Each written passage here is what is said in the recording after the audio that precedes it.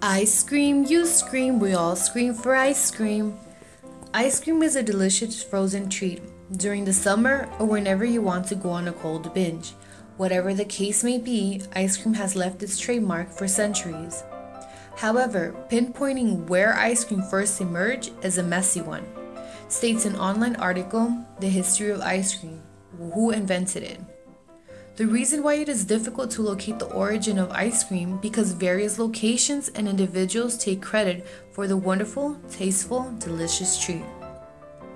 It is said that ice cream can be traced back to AD 54 through 68. Ice cream, or what they used to call iced desserts, was a luxury. Thank goodness it is not no more. But back then, Emperor Roman Nero is said to have sent his slaves into the mountains to gather snow in order for them to mix it with nectar, fruit pulp, and honey. However, the online article, The History of Ice Cream, Who Invented It, states this is a widely told tale, maybe even a myth. The point is, ice cream has been around for a while. Now, you may be wondering, how does ice cream relate to this cultural material project? Well, the focal point is not so much on ice cream, but it is on the perfect round scoops of ice cream. Thanks to Alfred L. CRALLE, getting the frozen dessert out of the container became much easier. Alfred L. CRALLE was born September 4th, 1866 in Cambridge, Virginia. According to a website, Filling in the Gaps in American History, CRALLE attended school in his community, and after completing school, he worked with his father in a carpentry trades, and CRALLE showed interest in how things worked. He later furthered his education at Wayland Seminary in Washington, D.C. When CRALLE moved to Pittsburgh, he discovered the struggle of serving ice cream because it would get stuck to spoons and ladles. Therefore, he set about coming up with a way to change this. So he created what looked like a wooden stick with a metal cone on top. The Marvel brothers, a drugstore CRALLE worked for, didn't believe in his invention or that it would work.